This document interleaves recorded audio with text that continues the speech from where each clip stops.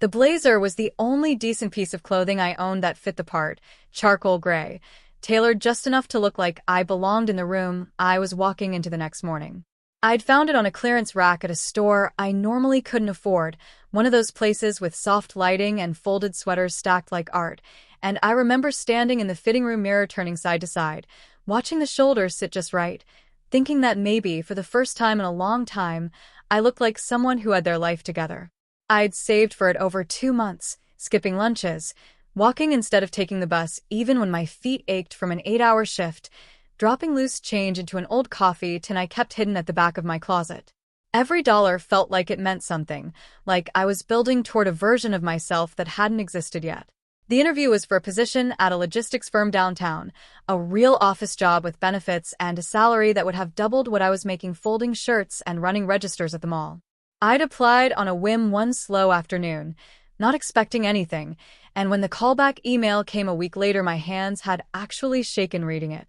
It felt like the first real chance I'd been given in years, the kind of opportunity that could quietly rewrite the next decade of my life. Better pay, actual stability, health insurance that wasn't a joke, a foot in the door somewhere that didn't feel like a dead end I was slowly walking myself into.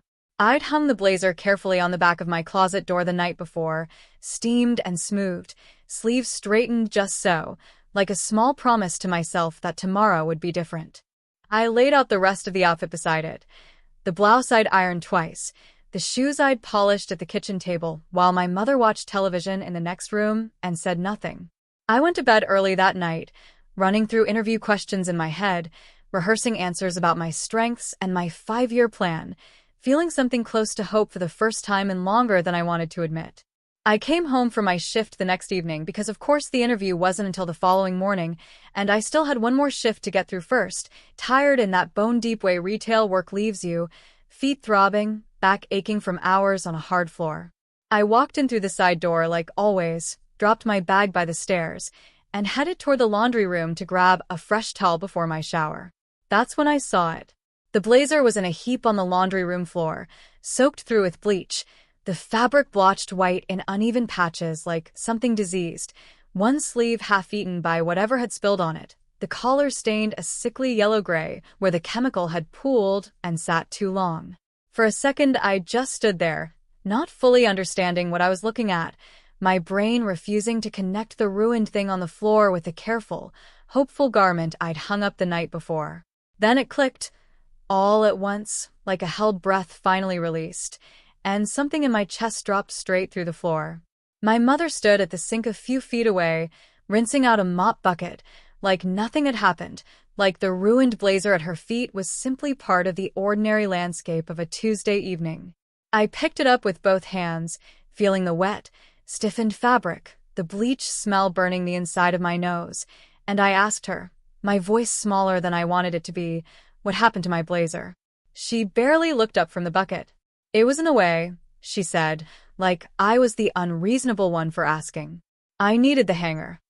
I stood there holding it, waiting for something more, an apology, an offer to help fix it, even just an acknowledgement that this was my only interview outfit, the one thing I'd sacrificed 2 months of small comforts to afford. Nothing came.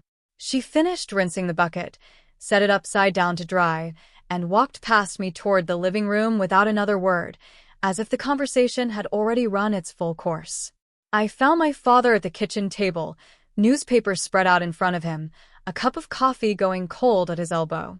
I held up the blazer again, sleeve dangling limp and discolored, and asked if he'd seen what happened.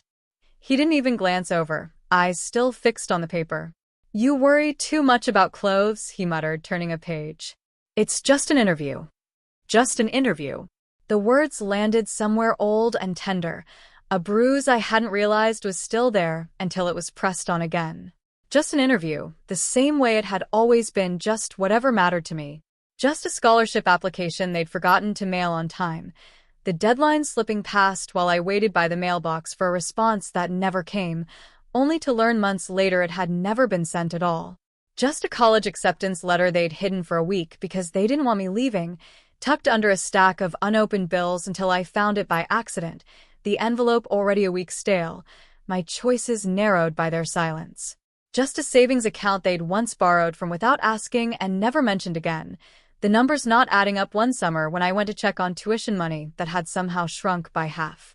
Every one of those moments came back to me standing in that kitchen, holding a ruined blazer, listening to my father tell me not to worry about clothes. I stood there feeling something in me go very still and very clear, the way water goes right before it freezes, that strange, quiet stillness that comes just before something hardens permanently into a different shape. I didn't yell.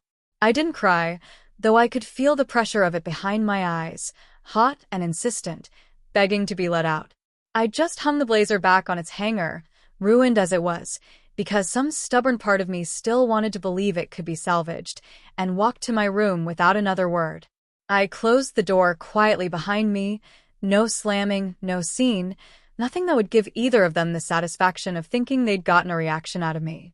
I sat on the edge of my bed for a long time after that, the ruined blazer hanging on my closet door in full view, a constant reminder of what had just happened. I wasn't thinking about the interview anymore, not really, not about rehearsed answers or 5-year plans. I was thinking about the savings account, about the $7,000 I knew was still sitting in an account under my father's name. Money I'd earned over 3 summers working 2 jobs at once, exhausted, sunburned, saving every spare dollar with the naive belief that it was building towards something, a car, an apartment, a future that belonged to me. Money he'd told me at 18 he'd hold on to for safekeeping because I was too young to manage it myself, a promise wrapped in the language of protection that had, over the years, quietly calcified into something closer to ownership. I'd asked about it a dozen times since then, always in that careful, hesitant way you ask your parents things when you're not sure you're allowed to, and always I'd been met with a vague promise, a "we'll sort it out soon," a subtle redirection to some other topic before I could push further. I always let it go. I always told myself later, there'd be time later. There was no rush. They were my parents. Surely they wouldn't actually keep it from me forever. Later had just arrived, sitting there in the shape of a bleached, ruined blazer hanging limp on my closet door. I opened my laptop that night, the blue light of the screen the only light in my room, and pulled up the bank's website, searching through account details I hadn't looked at in years. My hands moved with a steadiness that surprised me. None of the hesitation I usually felt when it came to standing up to my parents, none of the old instinct to shrink and apologize and let things slide the way I always had. I started reading through every legal way I could get access to what was mine, opening tab after tab, taking notes, feeling that same still, clear resolve settle deeper into my chest with every passing minute, like something long dormant finally waking up. It took 3 weeks, a lot of phone calls, and a visit to a legal aid office 2 towns over, the kind with fluorescent lights and a waiting room full of people clutching folders of paperwork, all of us there for our own quiet versions of the same problem, something that belonged to us, tangled up in someone else's name. I sat across from a tired-looking woman named Denise who listened to my story without much reaction, the way I imagined she'd listened to hundreds of similar stories before mine, and pulled up account regulations on an old desktop monitor while I twisted my hands in my lap. She told me what I already suspected but hadn't let myself fully believe. If my name was still listed as a joint holder on the account, I had every legal right to access it, regardless of what verbal promises had been made or broken over the years. Verbal promises, she said, don't hold up against a signature on a bank form. That sentence stayed with me the whole drive home. I found exactly what I needed 2 days later, after finally working up the nerve to call the bank directly and ask a teller to confirm the account details instead of guessing from old memory. My name was still listed as a joint holder, something my father had apparently never bothered to change in all those years, either out of laziness or simple carelessness, or maybe because it never occurred to him that I'd ever have the nerve to actually use it. I sat in my car in the bank's parking lot after that call, staring through the windshield at nothing in particular, feeling a strange mix of relief and disbelief. 7 years of asking, of being brushed off, of quietly accepting that maybe that money just wasn't mine to have anymore, and it turned out the door had been unlocked the entire time. I just hadn't tried the handle. I withdrew every cent, $7,312, on a Tuesday afternoon while he was at work and my mother was out with her sister at one of their long lunches that always stretched into the late afternoon. I remember standing at the counter, watching the teller count out the receipt, my heart pounding so loud I was sure she could hear it from across the counter. I didn't drain it out of spite, though I understood, standing there, how easily it could look that way to anyone watching from the outside.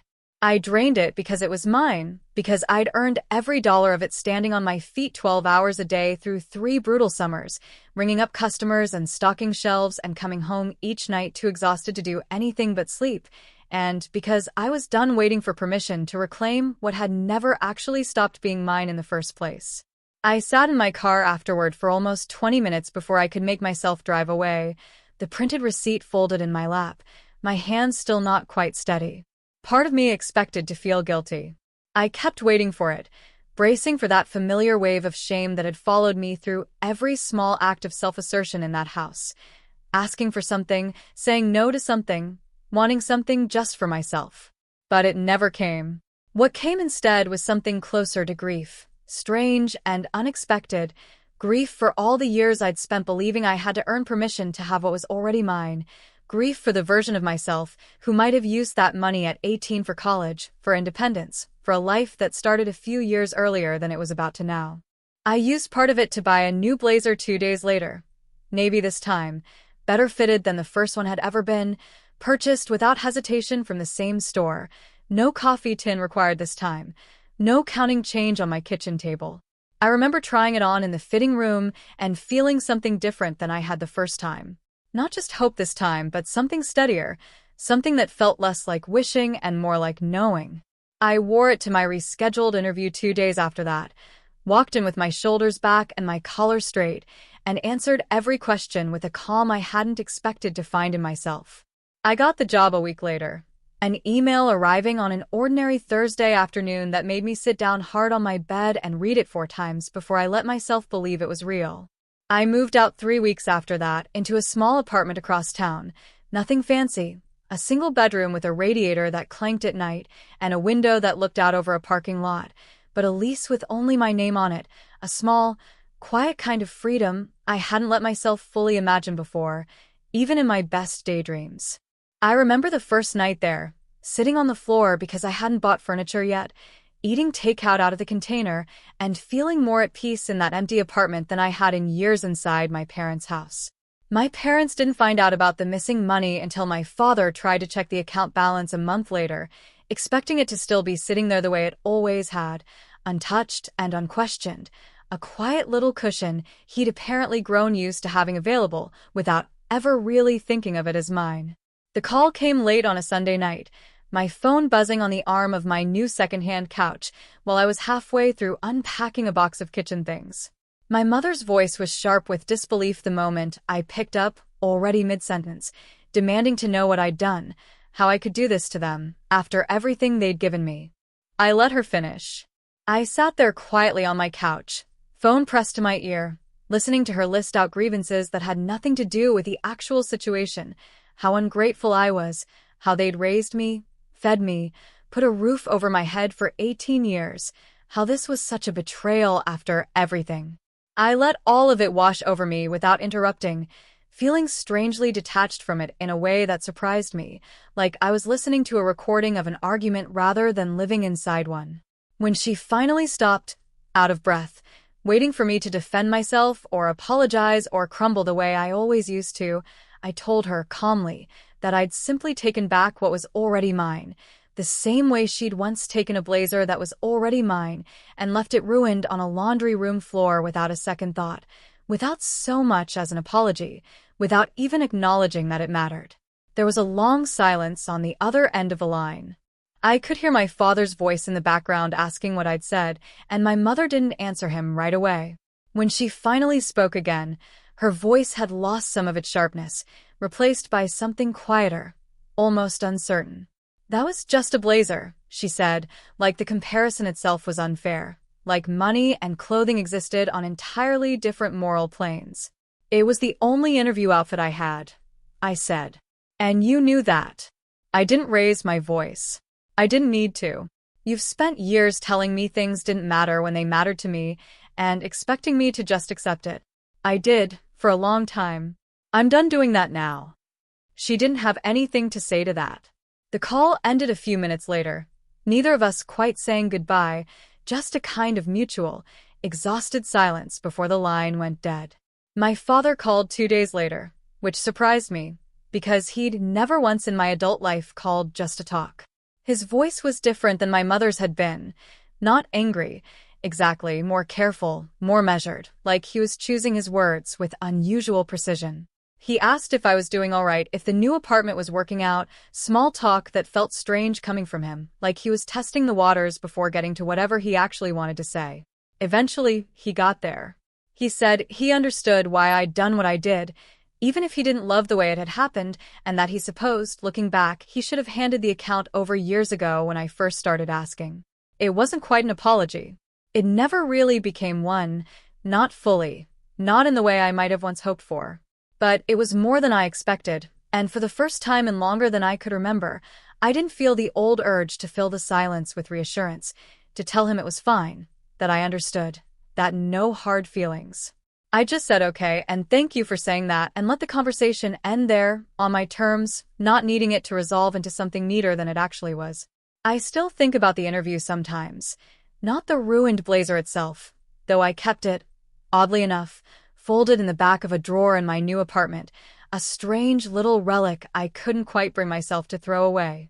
I think instead about the moment right before I put the new one on, standing in front of my own mirror in my own apartment, straightening the collar with hands that weren't shaking anymore, steady in a way they'd never quite been under my parents' roof.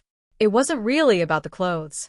It never had been, not the bleach stains or the collar or the sleeve half-eaten by chemicals. It was about finally understanding, standing there in that small rented bedroom with the radiator clanking somewhere behind the wall, that nothing they'd ever given me had come without strings attached, quiet and invisible until you tried to pull away, and that the only way to cut them for good was to take back, quietly and completely, what had been mine the whole time. The money, yes, but also the years of asking permission for things that were never anyone's to withhold in the first place.